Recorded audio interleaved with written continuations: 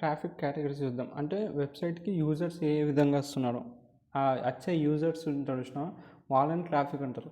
So direct traffic అంటే users ఎవరైతే మన యూఆర్ఎల్ డైరెక్ట్గా టైప్ చేసి లేకపోతే బుక్ మార్క్స్ వాళ్ళను వచ్చే వాళ్ళని డైరెక్ట్ ట్రాఫిక్ అంటారు. ఇప్పుడు నేను డైరెక్ట్ పోయి www.amazon.in అని కొట్టిన, నేను అమెజాన్ వెబ్సైట్ అనేది ఓపెన్ చేసిన. ఇది నేను ఒక direct ట్రాఫిక్ని.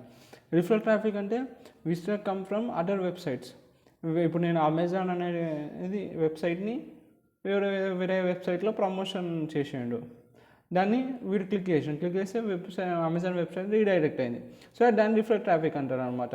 Link from A blog అంటే ఒక బ్లాగ్ ఆర్టికల్లో ఆవిడ అమెజాన్ వెబ్సైట్ లింక్ పెట్టిండు, అది కొట్టినాకనే అమెజాన్కి రీడైరెక్ట్ అయింది, అది రిఫరల్ ట్రాఫిక్. ఇక్కడ సర్చ్ ట్రాఫిక్ అంటే మన సర్చ్ ఇంజన్స్, ఇప్పుడు గూగుల్లో పోయి అమెజాన్ కొట్టినాకనే అమెజాన్ వచ్చింది, ఇది సర్చ్ ట్రాఫిక్. అంటే గూగుల్లో కానీ బింగ్లో యాహోలో కానీ మైక్రోసాఫ్ట్ ఎడ్జ్లో నేను సెర్చ్ చేసి నేను పోయినా కదా ఆ వెబ్సైట్ లోపలికి, నేను సర్చ్ ట్రాఫిక్ కిందకి వస్తాను. సోషల్ ట్రాఫిక్ అంటే ఎవరైతే సోషల్ మీడియా లైక్ ఇప్పుడు ఇన్స్టాగ్రామ్లో కానీ యూట్యూబ్లో కానీ చూసి ఆ వెబ్సైట్ని క్లిక్ చేసి రీడైరెక్ట్ అయినా అనుకో, ఆ సోషల్ మీడియా ప్లాట్ఫామ్స్ నుంచి వచ్చిన ఒక ట్రాఫిక్ని దాన్ని సోషల్ ట్రాఫిక్ అంటారు. ఫేస్బుక్ నుంచో, ట్విట్టర్ నుంచో, లింక్డ్ఇన్ నుంచి. పే ట్రాఫిక్ అంటే విజిటర్స్ ఫ్రమ్ యాడ్స్.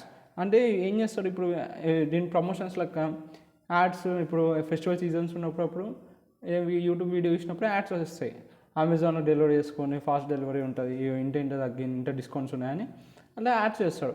మనం ఆ యాడ్ క్లిక్ చేసి పోయి అమెజాన్లో పర్చేస్ చేస్తావు.